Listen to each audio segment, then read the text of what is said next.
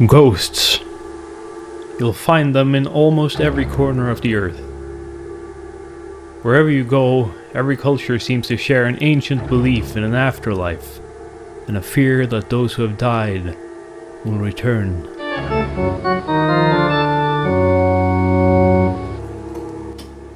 If you ever had a cat that passed away, then chances are that after it died, you'd still see it in the corner of your eye now and then. Maybe even felt its body rubbing up against your leg.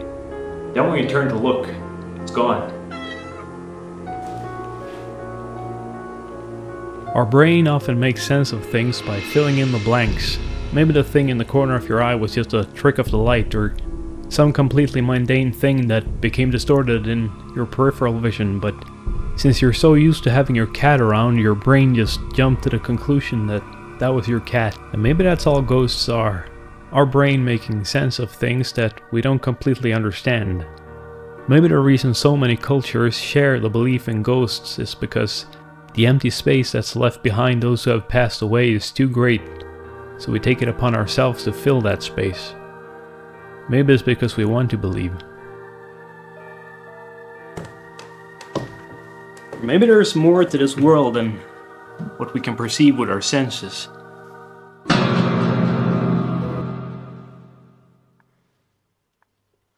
Isn't there supposed to be like a ghost or... Oh god. In the 2000s we got a bunch of TV shows about paranormal investigation like Ghost Hunters and Ghost Adventures, and here in Sweden we had the Okända, the unknown, and back then it felt like a new and fresh concept. The supernatural has always fascinated people, but these shows did things we hadn't seen before, and more people became interested in ghost hunting. Instead of just telling us about haunted places and having witnesses of paranormal phenomenon tell us about their experiences, these ghost hunters would go to a haunted place at night and try to actually capture the ghosts on video. When someone's telling you about something they've experienced, chances are they're remembering it the way they want to remember it. Perhaps adding a few details of their own, or straight up bullshitting, but if you can record the ghost and show it to me, then that's like evidence, man. Of course, the people working on these shows could be faking it too, but I don't know, I like to believe that they're sincere and honest about what they do. I'm a little bit stupid like that. They have captured some compelling stuff after all. But yeah, a lot of what we see in these shows are the investigators' reactions to stuff going on around them, and that is probably just our imagination a lot of the time. I mean, it doesn't matter how rational and skeptical you are, if you spend the night in a haunted house with the lights out, looking for ghosts, then you're going to imagine some shit. It's like that time Zach Bagans and his boys investigated the infamous Dybbuk box. Is this the Dybbuk box? This is today the most haunted item in the world. Yeah, so it turns out the story behind the Dybbuk box was all made up by the guy who sold the box on eBay originally. I guess this shows how powerful our imagination can be. It's so easy to fool yourself if you really believe in something. This is known as not only one of the most iconic haunted items in the world, but it's also known to be one of the most deadly. Where do you keep it at home? It actually, it stays in the state of Missouri in a military box and buried. So it is completely protected.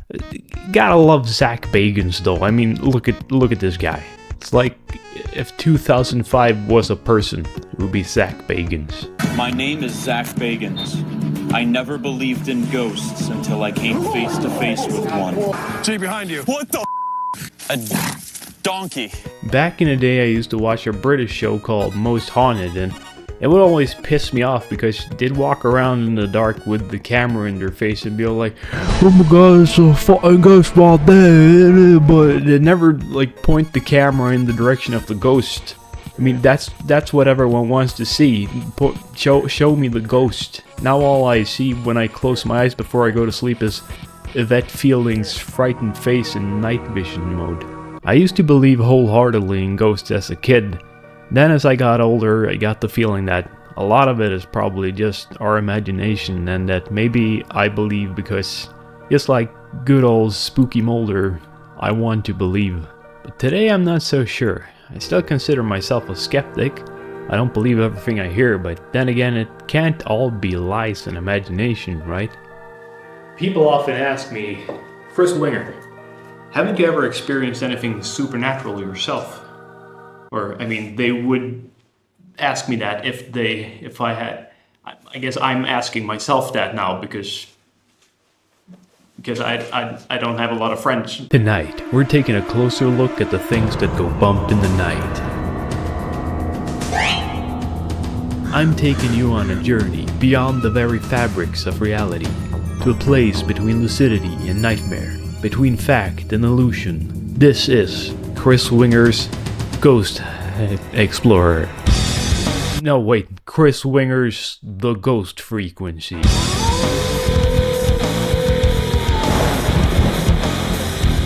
Yeah, that sounds good.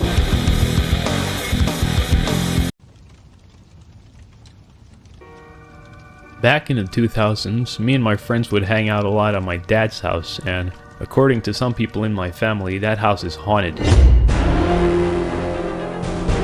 Or was haunted. I think they had a medium get rid of the ghosts a while ago, or whatever. Anyway, me and my friends used to borrow my dad's digital camera and shoot little movies in the yard and take pictures and stuff. So one night we stayed up pretty late, and for some reason or maybe it was one of my friends who took a picture of nothing in particular, just maybe a tree or something, and when we looked at the photo, the whole image was covered in this fog, and the thing that we thought was so weird was that there was no fog that night, and we didn't see any fog or smoke or anything like that when we took the picture. Later on, we uploaded the photo to my computer to take a closer look, and when we did, we saw that there was a face in the fog. We were all into ghosts and paranormal phenomena and stuff like that, so of course we thought this was pretty freaking cool. We go out again and try to capture the same phenomenon, but the fog wouldn't show up again, so we figured that maybe it's too early, maybe the ghosts only show up late at night, so we waited and tried again, but the fog still wouldn't show up in the photos. And then I think it was me who tried taking a photo, and at the same time I would breathe out through my mouth, and the steam from my mouth passed in front of the camera right as I took the picture. And at that moment, the disappointing thought passed through my head that the ghost in the photo was probably just someone's stinky old breath. But what about the face? What about the spooky ghost face in the fog? Well, there's a phenomenon known as pareidolia, where the brain will recognize familiar shapes and otherwise random visual patterns and images, and I mean, think about it. We see faces in everything. Clouds, wood, Mars. At the time I didn't really want to admit that this was the case, but yeah, that was probably it. Don't be too disappointed now. That's not my only brush with the supernatural, if you could call it that. Let me tell you about how I came face to face with a poltergeist. Actually, this story is fucking stupid. So I'm at my dad's house again, and I'm in the bathroom. I flush, I pull my comfy cargo pants up, and when I turn toward the sink to wash my hands, I hear a sudden noise behind my back. Like a sort of rolling sound. When I turn to see what it is, I see that it's the toilet paper roll unrolling itself. Yeah, as I said, this one's pretty stupid and not scary, but still, why did it do that? Why would it unroll itself? That's weird. I'd love to see James Wan put this in a Conjuring sequel about my dad's house. Now, let me take you deeper into the realm of the supernatural, to a place of incomprehensible horrors that will drive any man to madness. Let me tell you about my mom's house.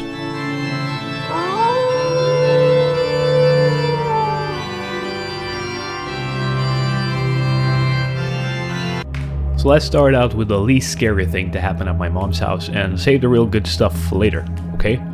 Okay, so I'm at my mom's house. And I'm looking for my keys in a wooden bowl that we keep by the door, because that's where I'd always keep my keys. But I can't find them. Key by key, I empty the bowl and then put them all back again, twice. But I still can't find my keys. They're not there. I go away, come back a moment later, and my keys are on top of the pile of keys in the bowl. It's possible that I just didn't see them the first time, but I mean, I don't think so. I emptied the bowl twice. So I asked my mom if she was messing with me, but she had no idea what I was talking about. And she didn't seem like she was lying, but I don't know. When I was a kid, she used to toss this plastic egg at me and say that it was a real egg, and I'd be all like, "No, Mom, what if I don't catch it? Stop!" And then the next time, she'd use an actual egg and throw that at me, and I mean, she's crazy. That's crazy, Mom. My mom is crazy. Another time, me and a friend were at my mom's house, and it was just me and him, and I think we just stopped by to get something, because I remember that I was waiting for him in my room while he was in the bathroom. And my TV and my computer and everything, they were all turned off, and my mom lives kind of in the middle of nowhere, so it was real quiet. And at the time, I had this fascination with that old urban legend, Bloody Mary. You know, the one where if you say her name 3 times or 10 times or however many times in front of the bathroom mirror with the lights out, she'll appear in the mirror, and in some versions she'll rip your eyes out, and others she'll just, I don't know, just stand there and look spooky. We have that one here in Sweden too, but we call her Svarta Madam, Black Madam. And when you're standing in front of the mirror, you have to say, Svarta Madam, kom fram. I was kinda obsessed with it for a while, but I was always too scared to try it. So that time when I was waiting for my friend, all alone in my room, I started thinking about Black Madam. And as I was standing there, it felt as if the silence grew louder somehow. I could hear my heart beating, I could almost hear the blood flowing through my veins, and then I heard, clear as day, a laugh. Like a witch's cackle that echoed in my head. And at that same moment, it was as if I snapped out of some kind of trance, and the laughing stopped, and all I could hear was the beating of my own heart. And that was pretty terrifying back then when it happened, but was it something supernatural, or was it just my imagination? If I was one of those people who really wanted to believe in ghosts, I'd probably say that I made contact with the actual Black Madam, or the evil spirit of an old witch or something, but no, I'm pretty sure it was just my imagination. When it's really quiet like that, you start hearing things, and when you're scared, you start to imagine stuff. It's kind of like how sometimes you'll hear your phone ringing, but there's not even a sound that resembles your ringtone. It's all in your head.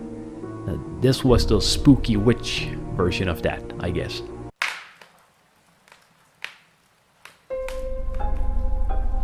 So it's time for our last story, and this might be the scariest thing that has happened to me, at least when it comes to my encounters with the supernatural. As I said earlier, my mom's house is pretty much in the middle of nowhere, close to a little village, which is also kinda in the middle of nowhere, but a little bit less, and after school the bus would drop me off in the village, and then it'd be a 15-20 minute walk to where my mom lives. And this is Sweden, so during the winter it's dark almost all day. We get some sun around lunchtime, but that's it. And once you're out of the village, there are no street lights anymore, so it's pretty dark. But I was a big boy at this point, so I managed. So anyway, the bus dropped me off as usual, and I walked all the way home on that lonely dirt road, surrounded by snow-covered spruce trees.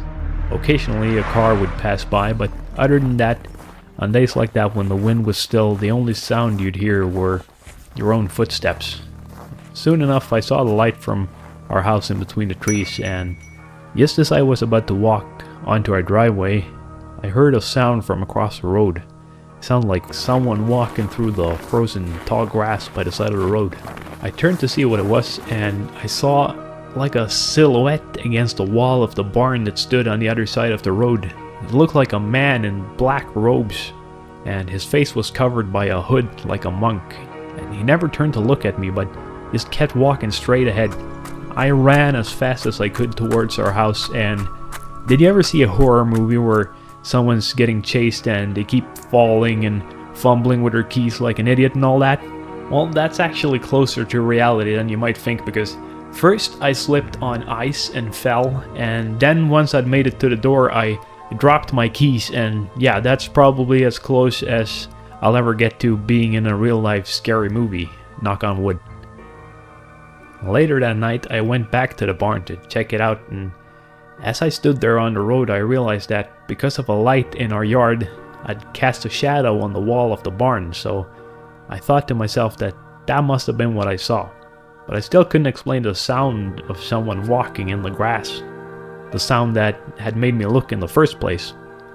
And it had all seemed so real when it happened, but as I've said before, it's easy to imagine things when you're scared. Your mind will fill in the details. But then again, what if what I saw that night was actually my neighbor Christer, the nice old farmer? I don't think so. He would have probably said hello or something. Or maybe ghosts really do exist. Maybe there's a ghost in this room right now as I speak. Maybe it's looking at me. Maybe it's looking at me in the shower. Maybe it's watching me taking a shit. Greasy. You see that? Ghost just blew out the candle. Paranormal phenomenon caught on tape 2024. Stay tuned for the next episode of the Ghost Chris Winger's Ghost